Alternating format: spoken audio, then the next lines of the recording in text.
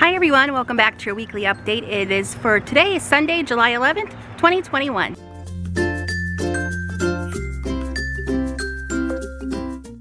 So I'm here bright and early on a Sunday morning before anyone else is here. It's actually kind of peaceful, it's quiet, it's calm. I hear all the birds chirping and it's not raining yet. So I want to head out, show you all the new stuff we brought out. We brought out the new crop of trees, some new shrubs. They look gorgeous and I want to show them to you. So like I said, I am here all alone. It's quiet, it's peaceful, I can do whatever I want. But what I want to do is show you these awesome new hydrangea trees. The new crop looks gorgeous. We have Phantom, Quickfire, and Limelight. And of course I already made a pick stop. Look how big this Annabelle Hydrangea flower is compared to my hand. It's bigger than my hand. Now this one right here is Phantom. Now most of the hydrangea trees are quite similar, but you can kind of tell looking at variety, each flower is just slightly different. And oh, I forgot we also have Firelight hydrangea. And they also bloom kind of at different times too. You can see the Phantom might be more of a slightly earlier bloomer. And then we have some more down here.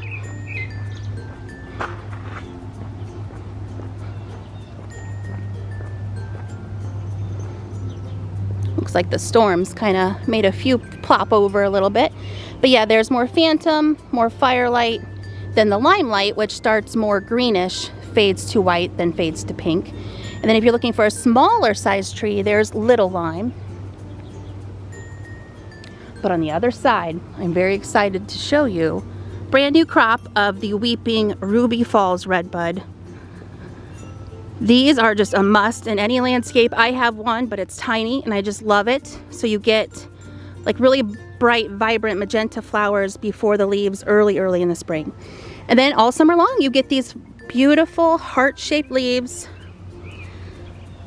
that are green, kind of tinged burgundy. It may vary on the different light levels you have in the place you put it in the landscape.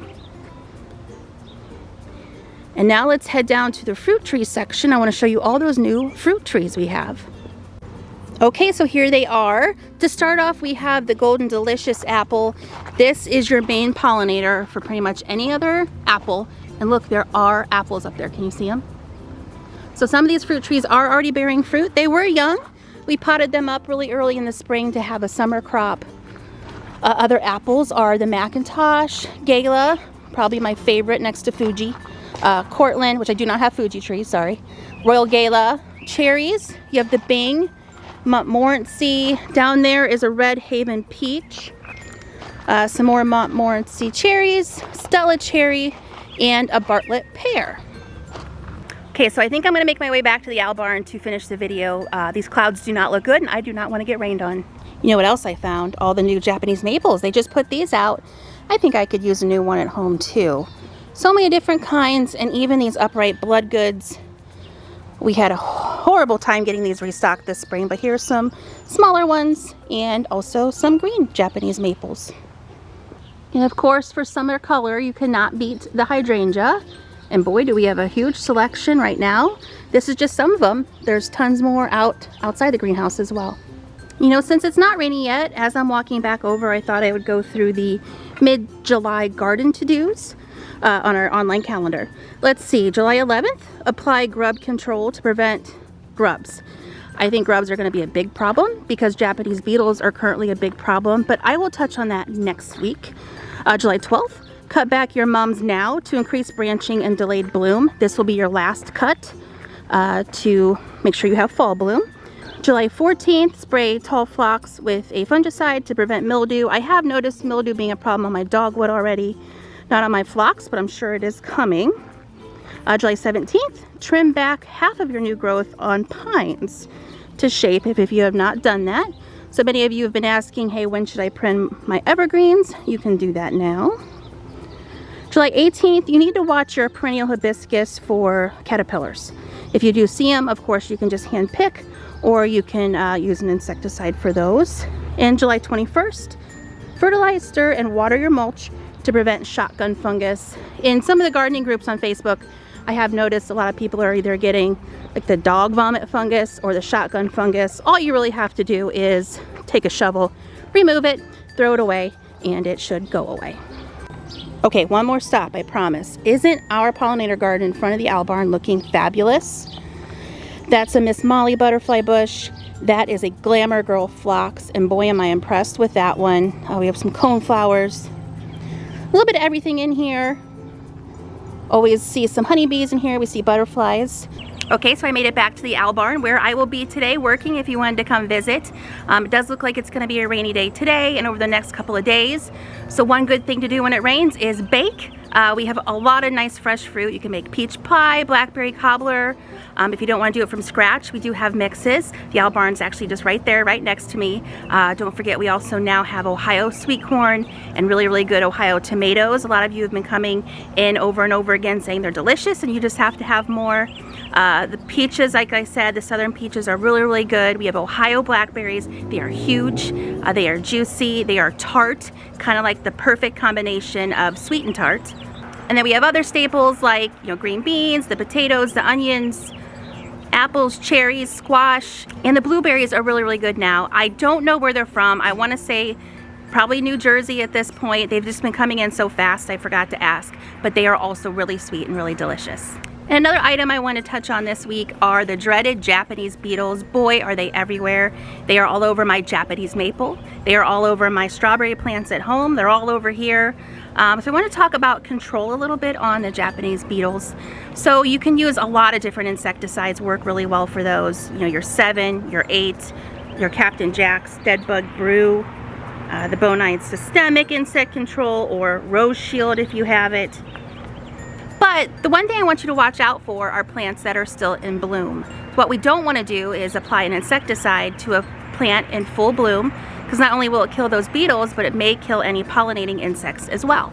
So one thing I did on my strawberries is I just did the old-fashioned picking off method. I grabbed a big bowl of water and I added some soap, so it was like a bowl of soapy water, and I cut the leaves of my strawberry plants and just dipped them into that water. Those were covered in Japanese beetles. The beetles tried to escape, but they didn't. This was a surefire method for organic control. Now I went out the next day and they were just as covered as they were the day before. So the presence of beetles on a plant actually attract more beetles. So the quicker you can get rid of them, the quicker you'll see less of a population on those certain plants. And as I said, the more beetles there are, the more that they're attracted to those beetles. And that's kind of why we do not recommend the Japanese beetle traps. We don't recommend them and we do not sell them. Studies have shown that the traps can lead to more plant damage in the areas they are placed in. They do collect the beetles, yes, they do their job, but when a large number of beetles congregate, they put off even more pheromones that attract even more beetles. And also this week I would like to ask again for your vote. It looks like the Akron Beacon Journal took the 5 or 6 top winners in the category and are asking everyone to vote just on those. So there are a lot of great garden centers in the garden center category, so I'm happy if you vote for any of those, but I would really like to win for once. We've never won this award, and it's pretty easy. All you have to do is, I will actually put the link below in the description of this video. Just click the link, head to the shopping tab, and then to garden centers and nurseries, and then we're listed there. Now they do ask for your name, your phone number, your firstborn child. They actually ask for a little too much information, but that's the only way you can submit your vote, and if you do, we would really, really appreciate it. And also in the Beacon's Best, there is a donut category, and in that donut category is Rise and Grind in Wadsworth. If you haven't been there, I highly suggest it. They have fresh homemade cake donuts, cookies, cakes, and lots of really good coffees as well, and iced teas. But they are going to actually be here at the 10th annual Blueberry Bash on Saturday, July 24th. Here at the nursery, they are going to have their blueberry donuts. They're also going to have iced coffee, iced tea, and lemonade. Also, they're going to have that for us here. So that segments me into talking about the Blueberry Bash. It used to be called the Blueberry Festival. I decided in the 10th anniversary we could just have a name change. So there's not as many activities as normal, but I think we're going to have a fun-filled day. I think that day also in Norton is a Touch-a-Truck event. So you can make a nice day out of free events here in Norton for you and your kids. That's, I think, down in Columbia Woods. Then head on over to us, where we'll have a lot of events for kids and adults alike. And of course, we're going to celebrate the fabulous fruit, the blueberry. You can start off with a hayride on the Blueberry Express. It'll take you through the nursery and into the botanical garden. We also have the bouncy obstacle course. We'll have nice live music from JR the DJ, and we will have our own tractor too, our vintage 1973 Farmall tractor. From 10 to 12, we will have the Bubble Lady. If you've ever seen her, she's awesome. She will have her bubble zone set up. And from 1 to 3, we will have glitter tattoos. So the reason for this blueberry bash is, of course, the blueberry. We will have hundreds of pounds of blueberries. Blueberry pies, blueberry jams, blueberry baking mixes, blueberry syrup, blueberry taffy, blueberry honey, blueberry candy, blueberry donuts, like I said, blueberry soda. We would love to see you again Saturday, July 24th from 10 a.m. to 4 p.m. Okay, so that's it for this week. I really appreciate you watching. Please come see us in the market or in the garden center, of course. We'll see you next week. Bye-bye.